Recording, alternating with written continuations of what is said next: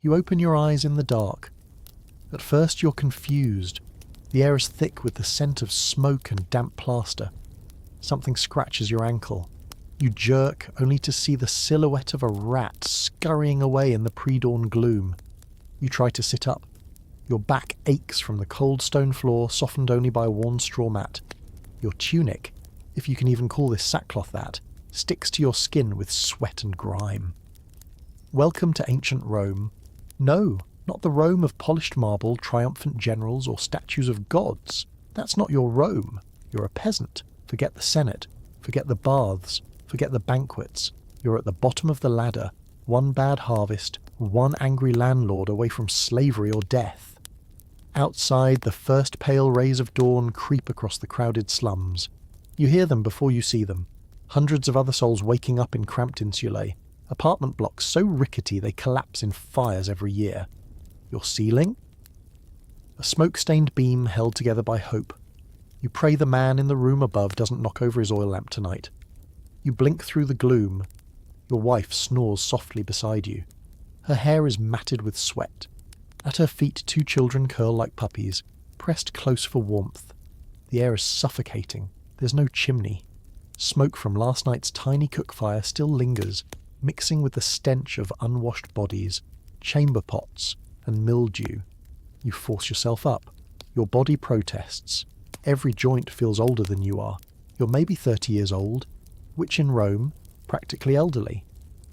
Outside, the city groans to life. Wooden carts rattle over cobbles.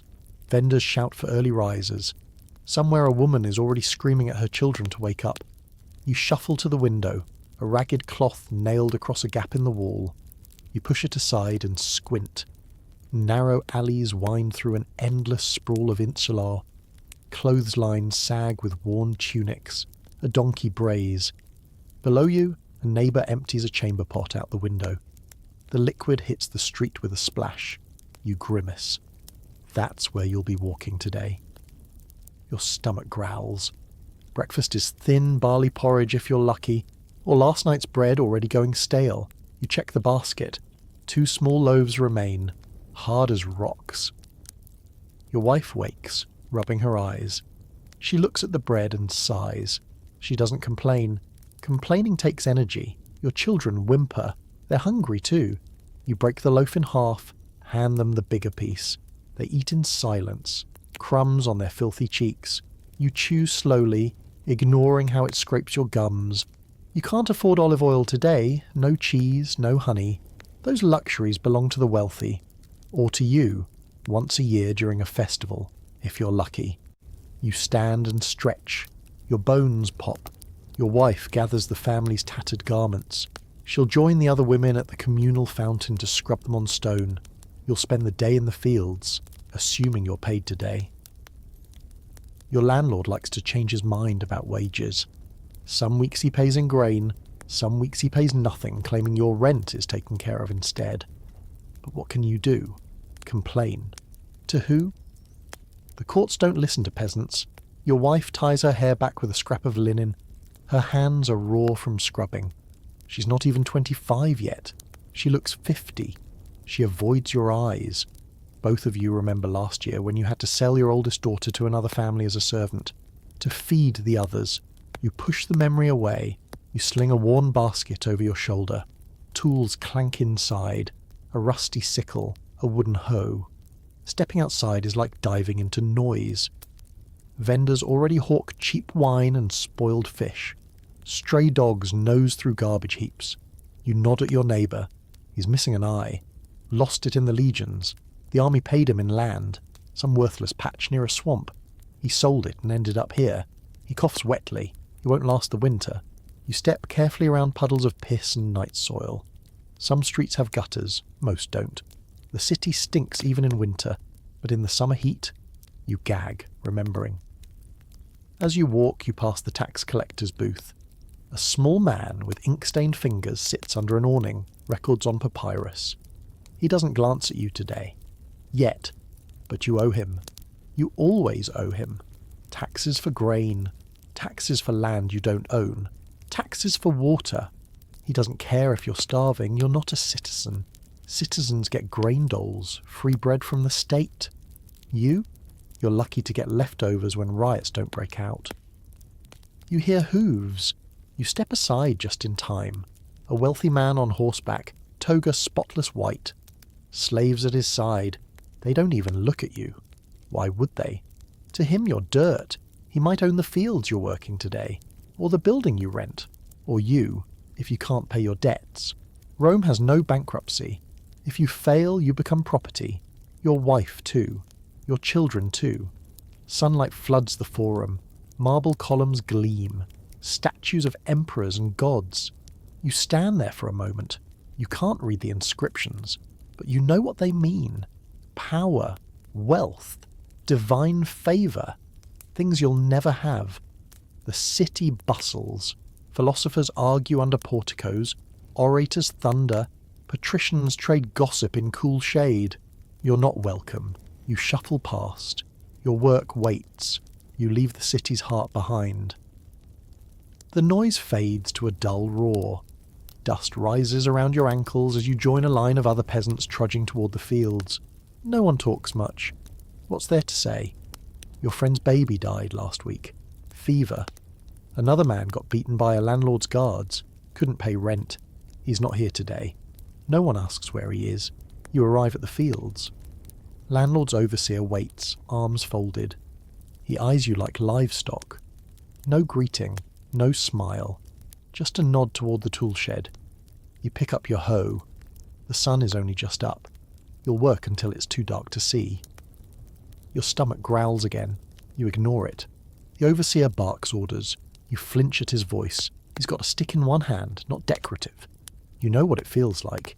You drag your feet toward your section of the field. It's been assigned to you and 5 others, men you know, though no one speaks much this morning. One is limping from a swollen ankle. Another has a cough so deep it sounds like it's trying to crawl out of his lungs. You all nod to each other grimly, unspoken agreement. No one will cover for you. No one can. The Roman sun is a liar. At dawn it's gentle, even pretty. By mid-morning it's cruel. You sweat before you even lift your hoe. Flies buzz around your ears, landing on your face, your arms slick with sweat and grime. You slap them away in vain. The overseer patrols the row behind you, his sandals crunching the dry dirt. Faster, he says. You bite back your answer. You raise your hoe and bring it down on the dry soil. Again, again, again. Your arms burn, shoulders scream, your back seizes, a knot of pain under your ribs, but you don't stop. You can't. The stick whistles when the overseer swings it. You've heard it split skin before. The sun climbs higher. The air shimmers over the fields. Your mouth dries. Water? There's a jug at the edge of the field. You have to ask to go. And you know what happens if you abuse the privilege. One time, last year, you lingered a minute too long. Your shoulder still has the scar. Finally, hours in, the overseer lets you break. He doesn't say lunch. He just grunts and jerks his head. You drop your hoe. Your hands tremble from the strain. Your legs are jelly. You limp to a spot of shade, a fig tree old and crooked. You sit in the dust. You open your meal, a piece of barley bread, hard, dry, with weevils baked in. You pick them out, or don't. Protein. You chew. It's tasteless. Your jaw aches from the hardness. You shuffle to the jug. It's lukewarm. Dust floats on top. You drink anyway. Your throat thanks you. Your gut doesn't. You know you'll be squatting behind a bush later, praying it's not dysentery again. Someone speaks, finally. Did you hear about Gaius? You grunt. He's the old man who worked the north field. Dead, the man says. You swallow hard. No ceremony, no marker. His family will throw his body on the refuse cart, or the landlord might burn it. Fewer pests that way. Another man spits. Said the legions are on the move again. You stare at him. East, he says. Parthians or Germans. Who knows? You know what that means. Conscription. Even peasants can be drafted, or worse, forced labour to build fortifications. You try to imagine marching 1,000 miles in sandals, sleeping in ditches. You shiver despite the heat. Flies everywhere. You slap at your face. One lands on your bread. You wave it off. Keep eating. At your feet, ants crawl over the crumbs you dropped. Your stomach doesn't even turn anymore. This is life. This is food. Break is over. He doesn't even speak this time. He just lifts the stick. You groan as you stand. Your knees pop. Your lower back is a knot of pain. You pick up the hoe, raise it, swing, raise it, swing. Hours pass. You measure time by the angle of the sun. Your shirt sticks to you with sweat. Your arms are streaked with dirt and blood where the hoe handle chafed. Your feet ache. Your sandals are worn thin. Every step sends stabbing pain through your heels. But you don't stop. A shout. You turn. One of the men drops his hoe, clutching his hand. Blood. Deep cut. The overseer strides over. He looks at the wound. "Wrap it," he says. That's it. No salve, no doctor. Just a strip of filthy cloth. The man's face is grey with pain. He's still expected to finish the day. You think of your wife at the fountain, scrubbing. Her knuckles raw, water so cold it numbs the bones, or hot enough to scald in summer. You think of your children, fighting over scraps. You think of the tax collector. You wonder if he's coming today. Finally, the overseer blows a whistle. You drop the hoe. Your shoulders slump. Your back screams. You shuffle to the shed. Hang up the tool. Your hands are blistered. One is bleeding. No one offers bandages. You start the long walk back. Your legs ache. Your stomach is empty again. You wonder if there will be anything left to eat. You pass the tax booth. He's waiting now. You don't have coin. He notes your name. Interest added. You keep walking. You can't even muster anger. Back in the city, the alleys are choked with bodies. Vendors sell watery wine, mouldy vegetables. Men argue over dice games. Children fight over crumbs. A beggar rattles a cup. A slave trader advertises new stock. You keep your eyes down. Your building looms. 3 stories of rotting timber. Neighbours on the stoop eye you blankly. You nod. They nod back. No words, no energy. You climb the stairs slowly. Every step creaks. You pray it holds. Your wife sits inside, feeding the children thin soup. She looks up. Her eyes are dull. She doesn't ask about your day. She knows. You sit beside her. You take the bowl she offers. It's more water than food, but it's warm. You drink. You say nothing. Outside, the city groans. Drunks bellow. Dogs fight over bones. A distant scream echoes, then silence. Your children curl on the mat. You stretch out beside them. The floor is hard. The air is stifling. You cough. Your wife coughs. You listen to your heart thud in your chest. You pray you wake up tomorrow. You pray they do too. This is your life. This is ancient Rome, and you wouldn't survive it for long. You wake coughing. Your throat is raw. The air in your room is a choking blend of smoke from last night's lamp, damp mildew creeping up cracked plaster, and human sweat. Your child stirs beside you. He's warm. Too warm. You touch his forehead. Fever. Your wife watches you in silence. There's nothing you can do. No doctor will see you. You can't pay. If you're lucky, he'll sweat it out. If not, you push the thought away. You hear a rap on the door. Not a knock, a demand. Your heart sinks. The landlord's man. He stands in the hall, arms folded, counting. You have it? You don't answer. He sees your face. He sighs. He marks it in his wax tablet. Interest added. You're behind again. Too many times behind, you know what happens. Eviction, or worse. Debt slavery. Your wife. Your children. Later that week you smell it before you hear it. Smoke in the night. You bolt upright. Screams. You scramble to your feet. Your children wail. Your wife grabs what she can carry. You run. Down the stairs. The building shakes. A neighbour falls. The floor collapses behind you. You burst into the alley, gasping. You watch flames eat your home. People scream in the streets. Buckets pass hand to hand, useless. The fire leaps to the next building. The next. Insulae burn like dry grass. You stand there clutching your children. Everything you own is gone. Not much, but it was yours. Now it's ash. You sleep in the street for days. No one helps. Why would they? The city is full of people like you, dispossessed, desperate. You curl around your children. Your wife shivers in the cold. You share scraps of stolen bread. You think of the landlord. You still owe him, even now. Your child's cough gets worse, wet, ragged. He burns with fever. He barely eats. You find a temple healer. He says prayers, sprinkles wine, demands payment. You have nothing. He walks away. Your wife weeps. That night your child goes quiet. You shake him. He doesn't move. Your wife sobs into your chest. You hold her. You stare at the wall. You don't sleep. The tax collector returns.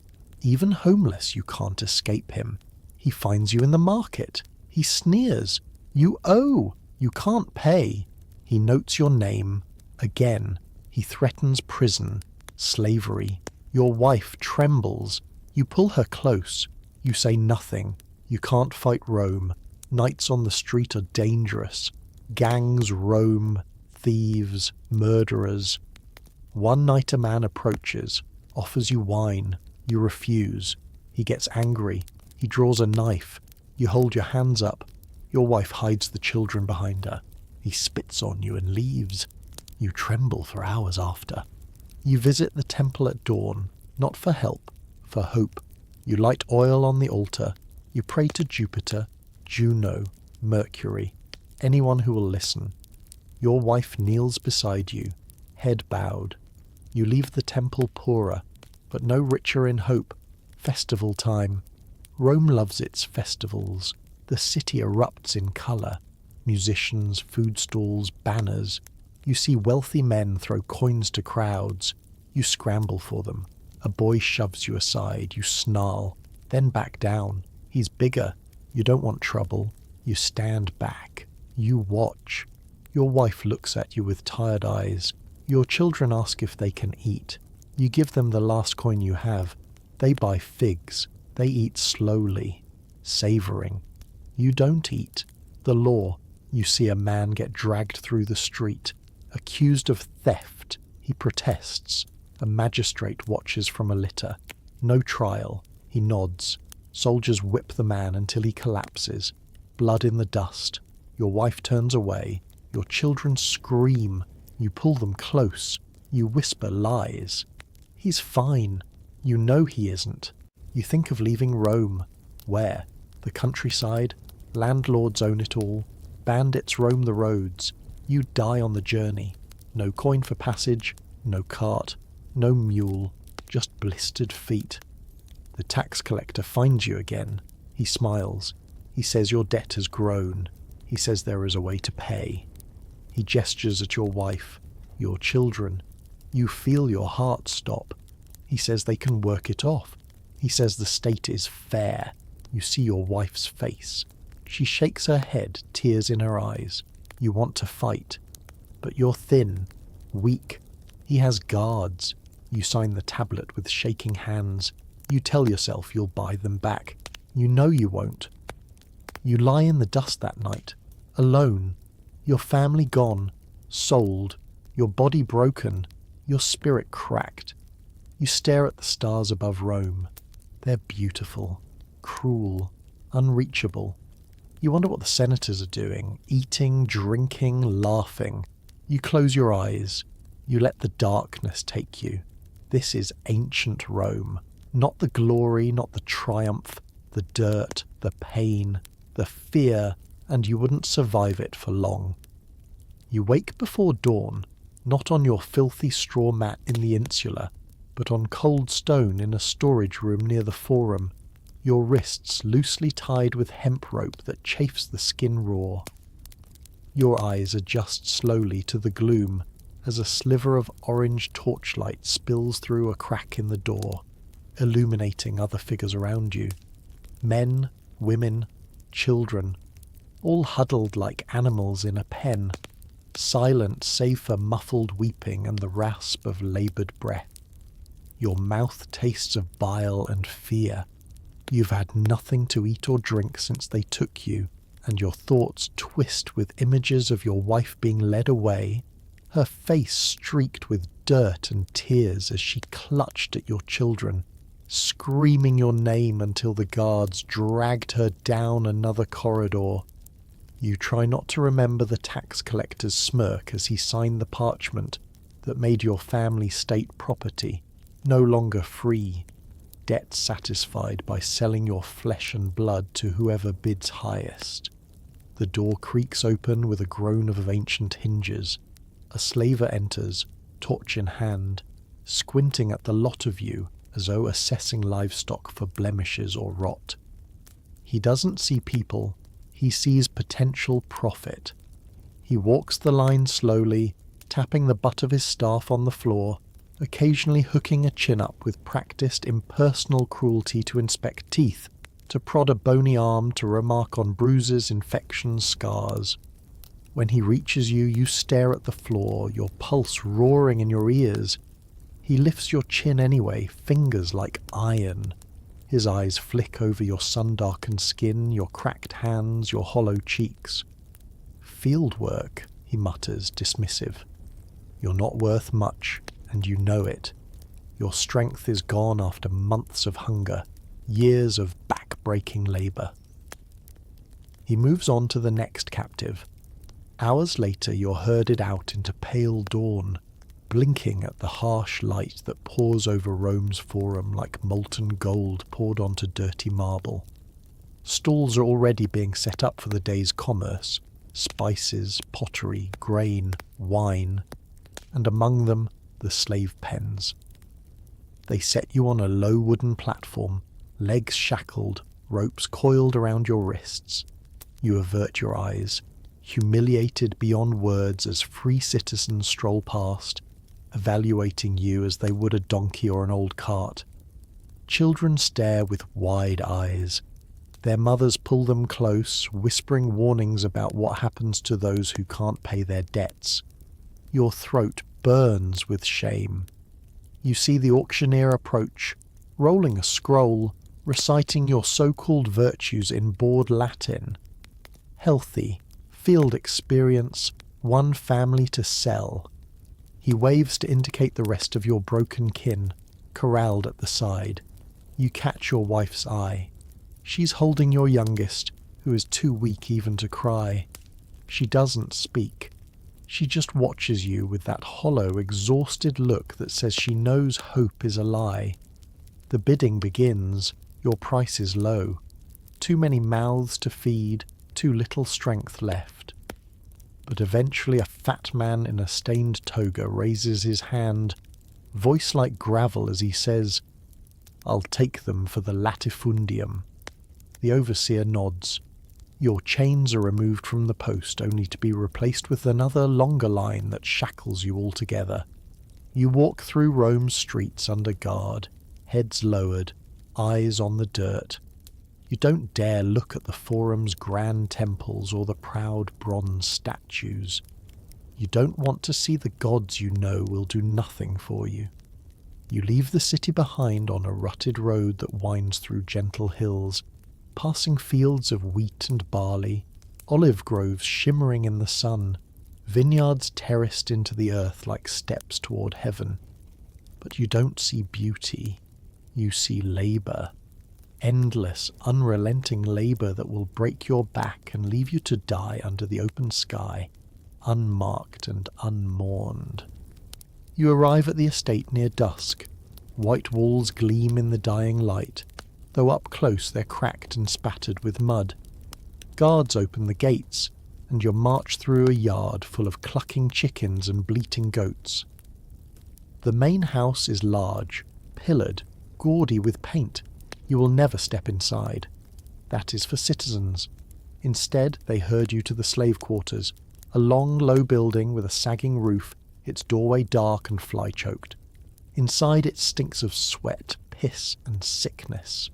Rows of rough bunks line the walls, most already occupied by hollow-eyed figures who don't even turn to look as you're shoved inside. Your wife stumbles, clutching the baby tight. You help her to a bunk. She won't meet your gaze. The overseer growls, "Up at dawn. Field work. No food tonight. Tomorrow you earn it." Then the door slams shut with a finality that echoes in your chest. You sit there in the dark, listening to your own ragged breathing, the soft sobs of your children, the wet coughs of the others who've been here too long. You close your eyes. You imagine you're back in the city, in your smoky little room, on your familiar mat with your family safe. You'd give anything to go back, even to that miserable life. But you can't. That life is over. You are property now. The next day is worse. You rise before dawn at the overseer's shouted command, fumbling with your tunic in the cold. You file out into the yard, waiting for the guards to unlock the gate. Your stomach knots with hunger, but there is no breakfast, just a sip of sour water from a shared bucket. Outside, the fields stretch in all directions. Wheat, barley, grapes, olives, all of it destined for markets in Rome to feed citizens who will never think of you.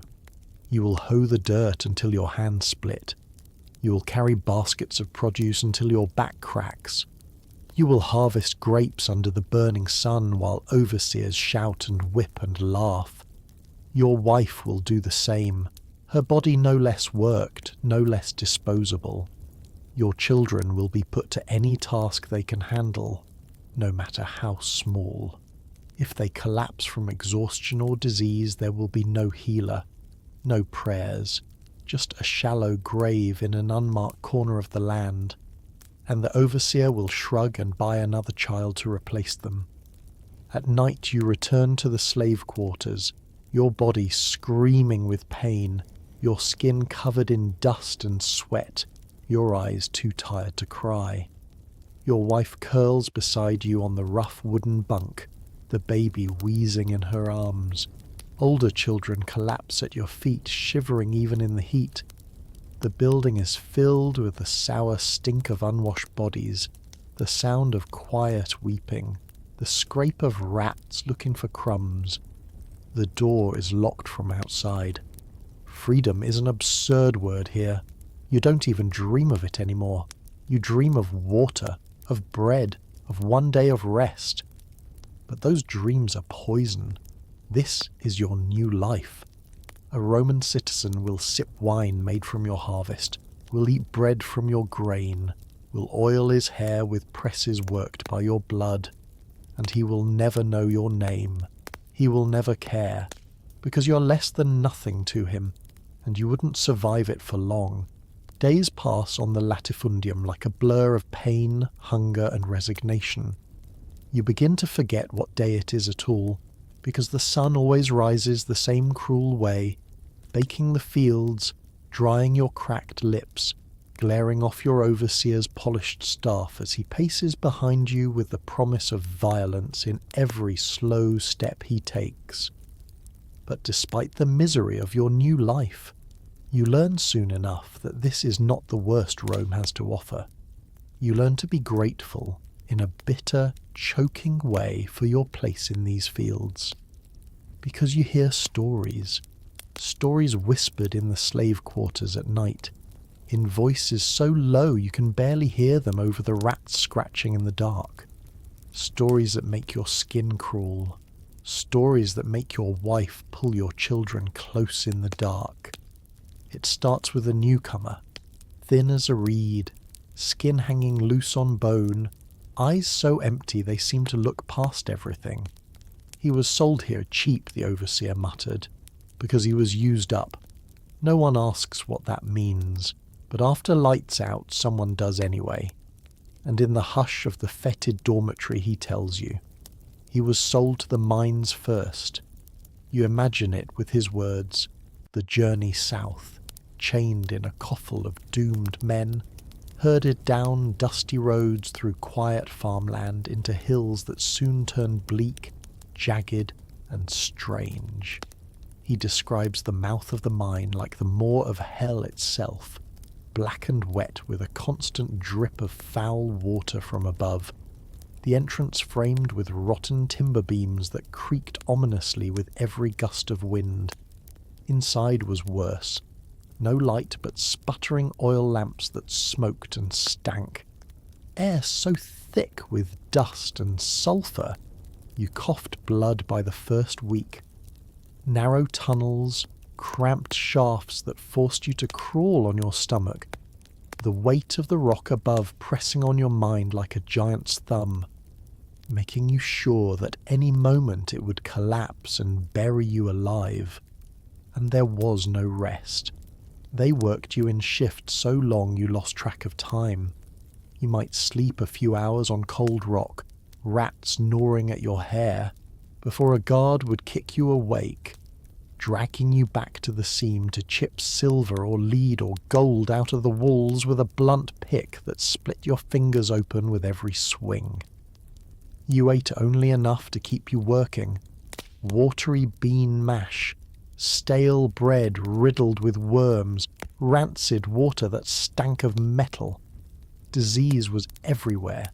Wounds rotted in the humid dark, lungs filled with black dust until you coughed pieces of yourself onto your hands. And if you slowed down, if you paused too long, the guards had whips for that, or clubs, or worse. Sometimes they simply abandoned the tunnel and blocked it off, sealing the sick or useless inside to die out of sight, out of mind, so they wouldn't waste food on them. The man who tells you this stops then, staring blankly at the ceiling, silent for so long you wonder if he's fallen asleep. But you see the tears running into his tangled hair. He was chained to a bench with 4 other men, ankle irons rattling with every tiny movement. They gave him a long, heavy oar. His life, his death, his punishment, all in one. He ate the same rotten gruel every day, drank the same brackish water. He slept on the bench, couldn't stretch out, couldn't move much. When storms came, he got no shelter. When the sea sprayed him, it stung his cracked skin and burned his eyes. He tells you about the beatings for lagging, the man with the whip walking the aisle between the benches, watching, waiting, how the drummers would set a pace so fast it felt like his arms were being pulled from their sockets, and if you fell out of time the whip would find you, rip skin from your back until the blood ran in rivulets onto the deck. How men died at the oar.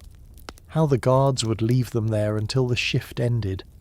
The rest of the row forced to keep rhythm with a corpse tied to their bench, blood pooling at their feet, the smell of death mixing with the salt of the sea. He went quiet after that. Wouldn't say more, didn't need to. You sit there in the dark of the slave quarters, listening to these men relive their nightmares, and you realize that no matter how bad your life is, it can always be worse in Rome. Because the system isn't broken. It's designed that way. Designed to wring every drop of sweat, blood, labour and spirit from people like you, and cast your husk aside when it's empty. You understand then why people pray so hard, why they crowd the temples with offerings they can't afford, why they appeal to Jupiter, Juno, Mars, anyone who will listen. Because there's no help in this world. And even if the gods exist, they don't seem to care about you. You roll over on your rough bunk, trying to find a position that doesn't hurt.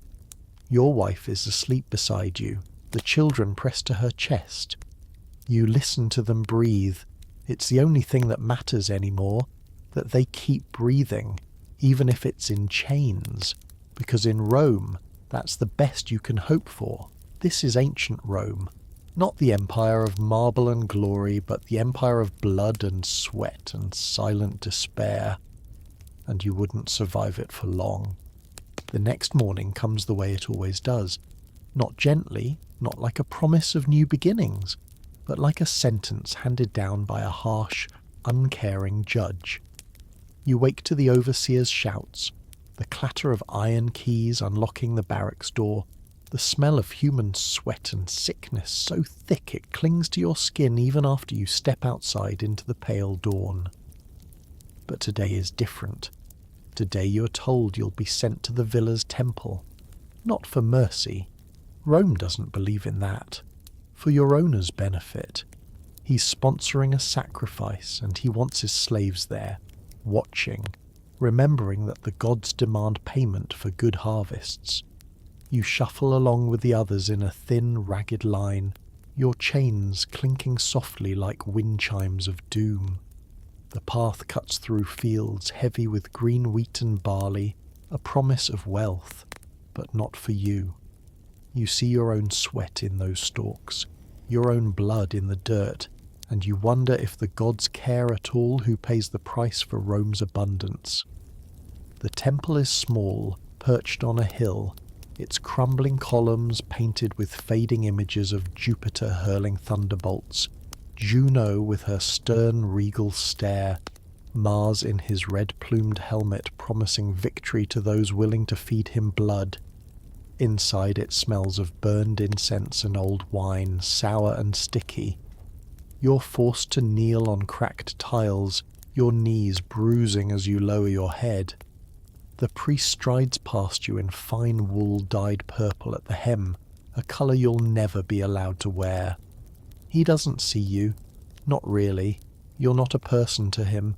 You're part of the offering. He raises his arms, voice booming in practiced, confident Latin, praising the gods of the Capitoline Hill, invoking their favour for a bountiful harvest. Your owner nods solemnly from the front row, his fine tunic gleaming white, heavy gold ring flashing on his finger, the sign of his citizenship, his privilege, his right to command you to die if he so wishes. The sacrifice is a white goat this time. The priest slits its throat with swift precision, blood spilling in a dark, steaming river across the altar, down a channel carved to carry it into the earth itself. Take Jupiter, he says. Feed Juno. Guard us, Mars. You feel your stomach twist as the smell of blood thickens the air. The goat's eyes stare blankly at the roof, dead already, uncomprehending, and you wonder if that's mercy. When the prayer ends, you're told to clean the altar. Your wife scrubs blood from the marble with a dirty rag. Your children scoop sand to soak up the dark stain. The priest watches without interest. You finish, hands red and raw, the blood drying into your skin like a brand. Later, back in the fields, you hear talk of freedom, always whispers, always dangerous. A Gaul chained next to you says there were revolts in Sicily. Slaves who rose up, killed their masters, took the land for themselves. He says they were strong. He says they were many. He says it with a gleam in his eye like he can see it happening here. But you know the end of that story. You heard it in the city before you lost your home. Rome sent legions. They crucified thousands, lined the roads with their bodies, let them rot under the sun as a lesson in fear that the crows and dogs learned before men did. The overseer hears the Gaul whispering. That night the Gaul is dragged out. You hear the blows, you hear the screams, you hear them stop. He doesn't come back. No one asks about him in the morning, because no one wants to join him in the ditch. You try not to think about it as you hoe the soil, but the thought digs at you anyway. What if you ran? What if you fought? You imagine slipping your chains, creeping into the overseer's quarters at night with a rock in your hand. You imagine killing him, running into the hills, living free. But you know those hills aren't safe. Bandits don't spare slaves. They sell them, or kill them for sport. And even if you made it north, to Gaul or Germania, would they take you in, feed you, protect you, or kill you for being Roman property? There is no freedom. Not for you. Your children ask you once if they can go to school. You can't help it. You laugh. A dry, bitter bark that frightens them. Because you know there are schools in Rome for citizens, for the sons of senators and equites. They learn Greek and Latin poetry, rhetoric, the laws of Cicero, the strategies of Caesar.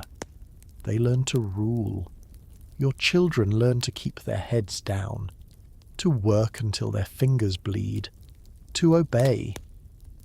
That night you sit outside the barracks, staring at the stars. They're so clear out here, away from the city's smoke. Your wife sits beside you, silent. Your children sleep in her lap. You think of Jupiter, of Juno, of Mars, of all the gods you've ever prayed to. You wonder if they're up there at all, or if they're just stories made to keep you quiet. You remember the words of a travelling preacher you once heard in the city before you lost everything. He said the gods don't care about men, that men must care for each other. They beat him for saying that, drove him out with stones. But you remember because it felt true, because no God has ever saved you. And as you stare at those stars, you understand Rome in your bones. You see how it works, how it takes from the many to feed the few, how it demands sacrifice, of blood, of freedom, of hope, and calls that sacrifice order, how it crushes people like you under its marble heel while praising the peace it brings. Pax Romana they call it. Peace through fear, order through chains, prosperity through suffering. You close your eyes, you listen to your wife breathe, you tell yourself you'll get up tomorrow, you'll work, you'll keep your children alive. That's all you can do. Because in Rome, survival is rebellion enough. Dawn breaks slowly, reluctantly, as if even the sun is ashamed to rise over this place. You open your eyes to the same harsh reality, the slave quarters reeking of sweat, mildew, and misery. Your wife shifts beside you, groaning as she tries to stand, her joints cracking like dry twigs. Your children whimper in their sleep, faces gaunt, their limbs like thin sticks beneath the threadbare blanket you all share. And you think, this is life now, if you're lucky. Because you've seen the unlucky, it's market day. They march you and the other field slaves into the village square, heavy chains biting at your ankles. Your owner likes to show off his well-behaved stock. He thinks it keeps the locals in line. No one says anything as you pass. Some avert their eyes. Some stare at you like cattle on sale. But no one speaks. No one helps. In the centre of the square is the whipping post. It's old, worn smooth by years of use, dark with old blood in the cracks. You see the stain even in the morning light. The overseer drags one of your fellow slaves, a boy really, no older than 15, caught stealing a crust of bread. He tries to explain, voice high with panic. He was starving, he thought it was discarded. The overseer doesn't care. He binds the boy's wrists to the post. The crowd gathers, some with pity in their eyes, most just curious. You want to look away. You don't. You've learned you can't. They make you watch, because that's the point. The lash whistles through the air. The boy screams. The leather bites deep, strips skin from bone. He begs. He sobs. He stops screaming after the 5th strike. But the overseer keeps going. 12, 14, 16. When they untie him, he crumples to the dirt.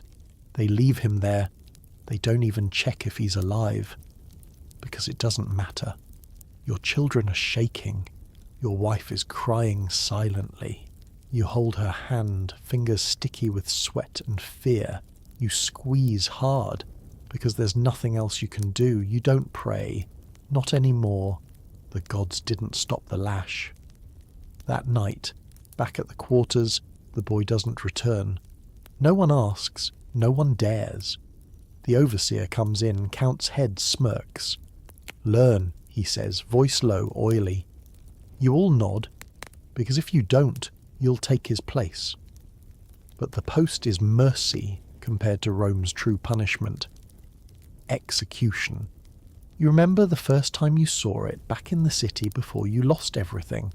You were still technically free then, though already drowning in debt. They paraded the condemned through the streets, men in chains, women, children, all guilty of some crime against Rome, some theft, some insurrection, some just owed too much. The crowd cheered. They loved it. Bloodsport wasn't just for the Colosseum, it was for the Forum, the streets, anywhere Rome wanted to show its power.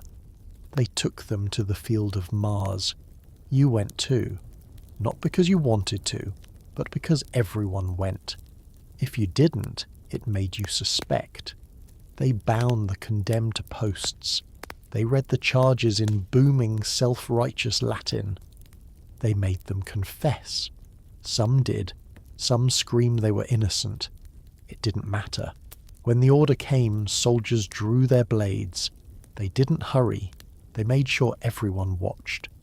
Blood splashed on the dry dirt. Steam rose in the cold morning air. The crowd roared in approval. You felt sick, but you cheered too. Because you had to. Because Rome taught you to. Because if you didn't, you might be next. And then there was the arena. Even now, as a slave in the fields, you hear about it in whispers. The city boys boast of it in the village. The amphitheatres where thousands pack in to watch men kill each other. Gladiators, criminals, prisoners of war, slaves. They're given swords, shields, helmets. They're dressed up like heroes from old myths. But they're just meat for the crowd. They fight for freedom, they say, but most die for spectacle. Some of your fellow slaves joke about it. They say they'd rather take the arena than the mines. At least there you have a chance. At least you die fast. But you don't laugh. You know it's not that simple. You know they train you to kill. They starve you to keep you hungry. They parade you in front of jeering crowds. They gamble on your life. And when you die, they cheer. They throw flowers onto your corpse. You heard once about a slave revolt in Capua, a gladiator named Spartacus.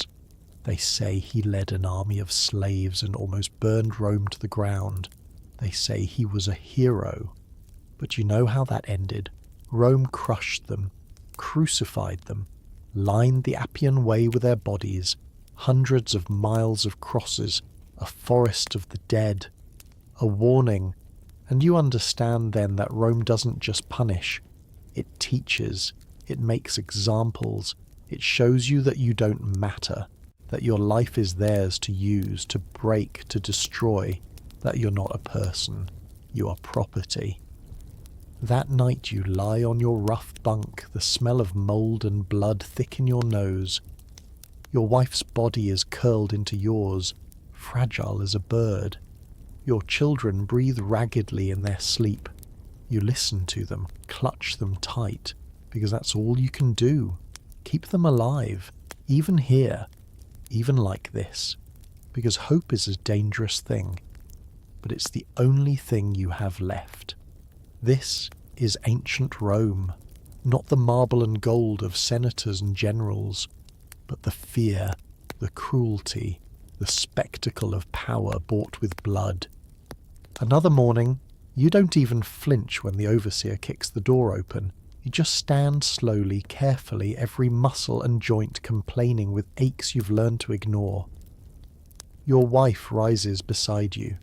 She's quieter these days. Her eyes don't meet yours as much. It's not anger, it's something worse. Resignation. Acceptance of a life neither of you chose. Your children cling to her skirts, blinking in the cold grey light, too tired even to whine.